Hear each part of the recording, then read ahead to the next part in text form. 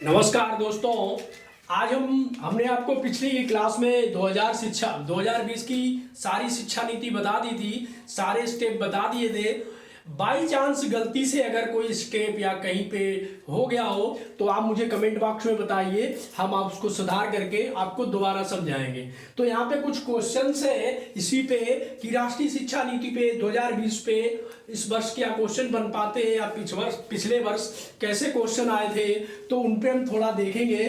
तो यहाँ पे पहला क्वेश्चन आपको दिख रहा होगा, कह रहा है कि राष्ट्रीय शिक्षा नीति 2020 के अनुसार एमफिल की डिग्री बंद किसने की। मतलब एमफिल की जो डिग्री थी वो बंद करने का निर्णय किसने लिया। ठीक है, तो यहाँ पे हमने आपको वहां पे बताया था कि 2000 शिक्षा नीति जो एनईपी 2020 आई है, इसने क्या किया है दोस्त, इसने एमफिल को खत्म कर दिया है। एमफिल क्या कर दी है, खत्म कर दी है। ठीक, बाकी जो पीएचडी है डॉक्टर ऑफ फिलोसफी, ये अपने वैसे ही टर्न पे रहेगी, 4 साल की होगी। उसके बाद जो ग्रेजुएशन में बदलाव किया गया है, तो इस ग्रेजुएशन में जो बदलाव हुआ है वो दोस्त पहले 3 साल का होता था, अब इन्होंने 4 साल का कर दिया है। और दूसरी बात और की है इन्होंने, जहां पे इन्होंने पहले हमारी वार्षिक परीक्षाएं होती थी, ठीक है, अब वहां पे सेमेस्टर परीक्षाएं होंगी।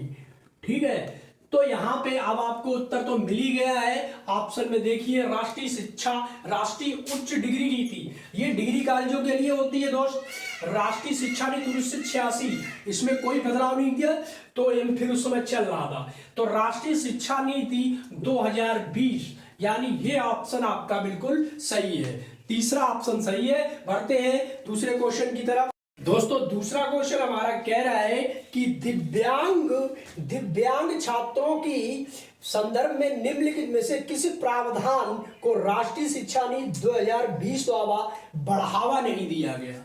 क्या कह रहा है कि बढ़ावा नहीं दिया गया है, तो उसमें बढ़ावा के लिए बताओ क्या होना चाहिए। यहाँ पे उपयुक्त इमारती ढांचा होना चाहिए। भाई, उपयुक्त इमारती ढांचा क्या करेगा दिव्यांग के लिए। ठीक, दिव्यांग का मतलब है किसी का कोई अंग कटा फटा टेढ़ा या प्राकृतिक रूप से विकलांग है तो उसको दिव्यांग बोलते हैं। ठीक है, दूसरा हमारा कह रहा है कि प्रत्येक विद्यार्थी के लिए शिक्षा और निजी शिक्षक। बिल्कुल नहीं भैया, निजी शिक्षक रखने का मतलब नहीं आप ट्यूशन पढ़ाओगे उसे, और ट्यूशन की मनाही होती है। ठीक, दूसरा कह रहा है अनिवार्य और विशेष शिक्षा।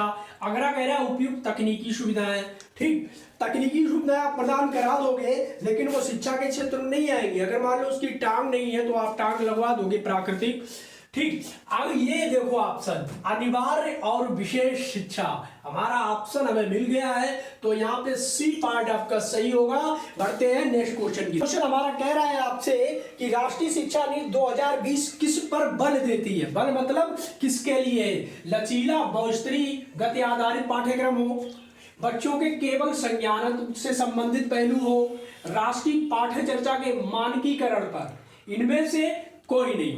अब देखो, हमने आपको कुछ चीजें बताई थी, तो यहाँ पे आप देखो राष्ट्रीय पाठ्य चर्चा के मानकीकरण निगेटिव शब्द है। मानकीकरण कैसा है दोस्त, निगेटिव शब्द है, तो यहाँ क्या होगा, मानकीकरण नहीं होगा। ये आपका सी वाला ऑप्शन कट गया, और डी तो पहले से ही कटा है। ठीक, अब हम बात करें दूसरे की, बच्चों के केवल आपको दिख रहा है ना, बस ऑप्शन में यही देख रहा है, हमें आगे कुछ पढ़ना नहीं है।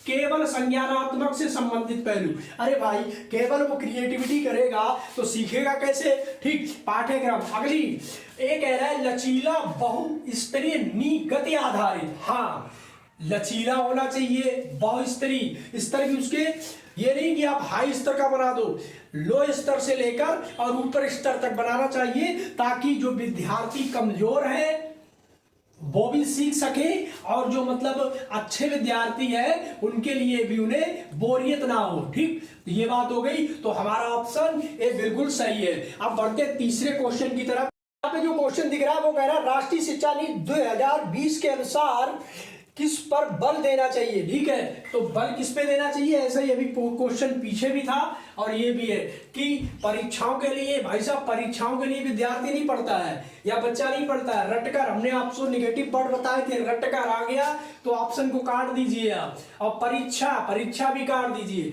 दूसरी, गैर संदर्भित विषय वस्तु, ये तो कोई भी कह देगा भाई, गैर संदर्भित कौन पढ़ेगा, ठीक। हमें सही क्या करना है, संकल्पना की समझ। अगले क्वेश्चन की तरफ बढ़ते हैं दोस्तों। यहाँ पे अगर बात करें तो ये पूछ रहा है कि 2020 में कौन है जो हमारी शिक्षा नीति में किसको कहा गया है, किस हिसाब से कौन पाठ्य सिलेबस बनाएगा या क्या करेगा, तो जिम्मेदारी किसकी है, पहले जिम्मेदारी किसकी थी, जैसे सीबीएसई की जिम्मेदारी होती है, सीबीएसई बोर्ड की, वो अलग से होता है, ठीक। तो यहाँ पे जो जिम्मेदारी किसे दी गई है, एनसीटी को, एनसीईआरटी को, एमएचआरडी को, एनआईईपी को। देखो दोस्तों, एमएचआरडी यानी मानव संसाधन विकास मंत्रालय था, उसको खत्म कर दिया गया है। इसकी जगह पे मिनिस्ट्री ऑफ एजुकेशन यानी कि शिक्षा मंत्रालय कहा गया है। क्या कहा गया है, इसे शिक्षा मंत्रालय नाम दे दिया गया है दोस्त, ठीक है। यहाँ पे एक बात ये होगी, इसको शिक्षा मंत्रालय बोलेंगे, ठीक। अब एनसीईटी जो पहले हमारी इलाहाबाद में चलती थी यूपी बोर्ड के लिए, वो अब बंद हो गई है। तो यहाँ पे हमारा ऑप्शन बी आता है कि एनसीईआरटी। आपने देखा होगा सारे पैटर्न हमारे क्या है, एनसीईआरटी लेवल के हैं, तो बी ऑप्शन सही है। बढ़ते हैं नेक्स्ट क्वेश्चन। तो यहाँ पे ये कह रहा है कि राष्ट्रीय शिक्षा नीति 2020 किसमें क्या कर रहा है, एबीसी का फुल फॉर्म पूछ रहा है आपसे। क्या पूछ रहा है कि एबीसी का 2020 में जो फुल फॉर्म है वो क्या है। वो कह रहा है एकेडमिक बैंक ऑफ क्रेडिट है, एकेडमिक बुक ऑफ क्रेडिट है, दोनों है, कोई नहीं है। देखो दोस्तों, इसका मतलब यहाँ पे ये होता है मल्टीपल एंट्री हमने आपको बताई थी, री एंट्री जिसे बोलते हैं, री एंट्री। तो री एंट्री में क्या होता है, ठीक है, कि मान लीजिए आपने ग्रेजुएशन में 1 साल किया, ठीक है, किसी वजह से या कहीं किसी समस्या की वजह से, आर्थिक स्थिति अपनी किसी भी वजह से आपने दूसरा साल नहीं कर पाया, आपने 1 साल ग्रेजुएशन करा, आप चले गए। 2 साल बाद आपका मन हुआ कि हमें ग्रेजुएशन अपना कंप्लीट करना है। तो दोस्तों पहले क्या था, अगर आपने 1 साल ड्रॉप कर दिया यानी सारे 3-4 साल ड्रॉप हो जाते थे, मतलब आप दोबारा से फिर से बीएससी या बीए करोगे तब हो पाएगा।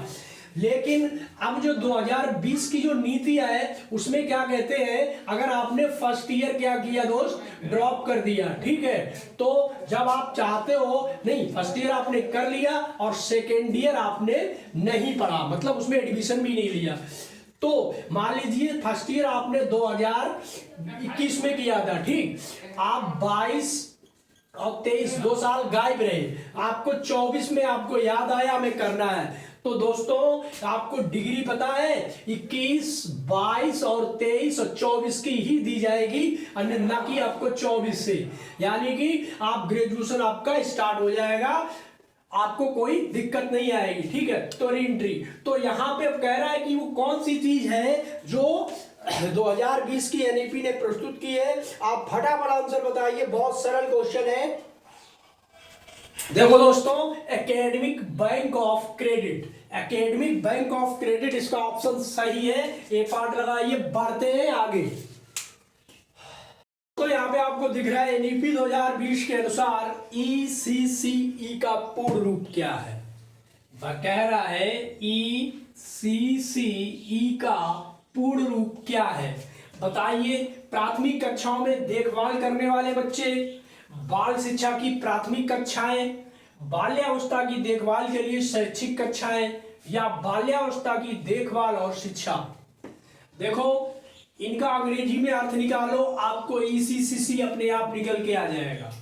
देखो प्राथमिक कक्षाओं में देखभाल करने वाले बच्चे नहीं है, ठीक। बाल शिक्षा की प्राथमिक कक्षाएं तो क्या होगा, एजुकेशन है, ये भी नहीं है प्राथमिक कक्षा है। आता है बाल्यावस्था की देखभाल के लिए शैक्षिक कक्षाएं, तो यहाँ पे ये भी नहीं बन रहा है। अब क्या बन रहा है, यहाँ पे बन रहा है बाल्यावस्था की देखभाल और शिक्षा, यानी कि एजुकेशन केयर, ठीक, एजुकेशन चाइल्ड केयर, ठीक है। यहाँ पे क्या बन रहा है, क्या हो जाएगा, अर्ली चाइल्डहुड, अर्ली, ठीक है, केयर चाइल्डहुड एजुकेशन, यानी बाल्यावस्था की देखभाल केयर करोगे और एजुकेशन। ठीक है, आ रही है। तो हमारा डी ऑप्शन सही हो गया। ठीक है, बढ़ते हैं अगले क्वेश्चन की। दोस्तों यहाँ पे आपको ये क्वेश्चन दिख रहा है, ठीक है, ये इंपॉर्टेंट क्वेश्चन है। इस तरह का क्वेश्चन आता है, हमने समय और कार्य आपको समझाया था, रेलगाड़ी वाले क्वेश्चन थे। तो इसमें कह रहा है एक व्यक्ति 5 किलोमीटर प्रति घंटा की चाल से चलते हुए एक पुल को कितनी देर में पार करता है? 15 मिनट में पार करता है। तो पुल की लंबाई मीटर में क्या है? ठीक है दोस्तों, यहाँ पे कोई कार्यस्थानी नहीं है, कार्यस्थानी सिर्फ ये है 5 किलोमीटर पर हावर को हमें किसमें चेंज करना है? मीटर पर सेकेंड में चेंज करना है। ठीक है, तो हमने आपको क्या बताया था कि 5 का पहाड़ा पढ़ते जाइए, 6 का 30, 5 सत्ते 35। ठीक है, अब इधर क्या पढ़ना है हमें? 18 का। तो 5 18 36। ठीक है, इस तरह से हमें पढ़ना है। तो यहाँ पे कितना है? 5 किलोमीटर पर आवर है, इसमें मीटर पर सेकेंड में बदलना है। ठीक है, तो यहाँ पे 5 का पहाड़ा आपका काम नहीं करेगा। हमने एक चीज और बताई थी कि मीटर पर सेकेंड और किलोमीटर पर सेकेंड, इसमें सिर्फ अंतर होता है। एक होता है 5/18, दूसरा होता है 18/5। ठीक है, देखो ये जो है 18, इसमें कितनी है? 18 जगह है, और 18 को कितने में बांटना है? 5 में बांटना है, और 5 को में 18 में बांटना है। तो इसमें बड़ा या छोटा कौन होगा? जल्दी से बताइए दोस्तों। 18 चीज को 5 चीजों में बांटोगे तो लोगों को ज्यादा मिलेगी, और 5 चीजों को 18 लोगों में बांटोगे तो कम मिलेगी। तो हमें यहाँ पे ये सीधी सीधी समझ में आ गई है कि मीटर पर सेकेंड मतलब 5/18 से हमें क्या करना है? गुणा करना है। ठीक है, और जब किलोमीटर पर घंटा में होते हैं तो हम किससे करते हैं? 18/5 से गुणा करते हैं। ठीक है, तो अब हम सीधे सीधे यहाँ पे निकालेंगे तो कितना हो जाएगा? 5 × 18/5। फटाफट बताओ, 25/18। तो हमारा यहाँ पे क्या आएगा? 5 × 5/18 मीटर पर सेकेंड। ठीक, तो ये हो जाएगा 25/18 मीटर पर सेकेंड। दूसरी बात यहाँ पे कह रहा है कि जो हमें किसमें चाहिए? पुल की लंबाई मिनट में चाहिए। तो दोस्त यहाँ पे 15 मिनट है, ठीक है, और यहाँ पे सेकेंड है। तो हम सीधा सीधा क्या करते हैं? 15 मिनट को भी सेकेंड में चेंज कर लेते हैं। 15 मिनट यानी 1 मिनट बराबर कितने होते हैं? 60 सेकेंड होते हैं। ठीक है, 60 सेकेंड। तो इसमें कितने गुणा कर दो? 60 का गुणा कर दो, तो हमारे कितने बन जाएंगे? ये बन गए हमारे सेकेंड। ठीक, ये हमारे सेकेंड बन गए। अब पूछ क्या रहा है? चलते हुए पुल को पार करता है, पुल की लंबाई क्या है? ठीक है, तो पुल की लंबाई के लिए हमने आपको सूत्र बताए थे। तय की गई दूरी बराबर कितनी होती है? दूरी बराबर चाल गुणे समय। तो चाल यहाँ पे कितनी है? चाल हमारी ये रही, समय हमारा ये रही। दोनों का फटाफट गुणा कर दो, आपका आंसर आ जाएगा। ठीक है, तो क्या होता है? दूरी बराबर चाल गुणे सब। समय क्या है?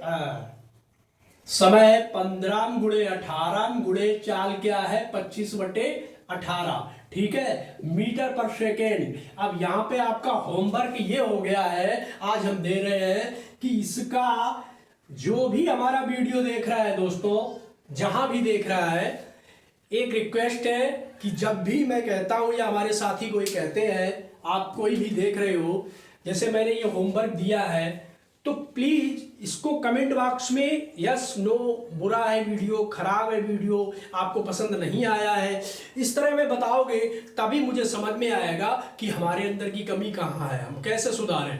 ठीक है, आप एक कमरे में रहिए अपने घर में और सब कुछ करिए, आप अपने को सर्वश्रेष्ठ मानेंगे। आप अकेले दौड़ लगाइए तो आपको लगेगा कि आप बहुत अच्छा दौड़ते हैं, लेकिन जब आप कंपटीशन में, प्रतियोगिताओं के साथ और बच्चों के साथ में दौड़ लगाएंगे, तब आपको उसका पता चलेगा कि आपका मूल्यांकन क्या है। ठीक है, तो इसीलिए मेरा कहने का आपसे गुजारिश है, आपको अगर वीडियो अच्छा लगता है तो लाइक और शेयर कीजिए, और आपको इसमें कहीं कमी दिखती है तो आप हमें जरूर कमेंट करके बताएं। इसीलिए ये कैलकुलेशन आपको कमेंट में बताना है। दोस्तों आज की क्लास में इतना ही। अगर आपको वीडियो अच्छा लगे तो लाइक शेयर जरूर कर दो। धन्यवाद।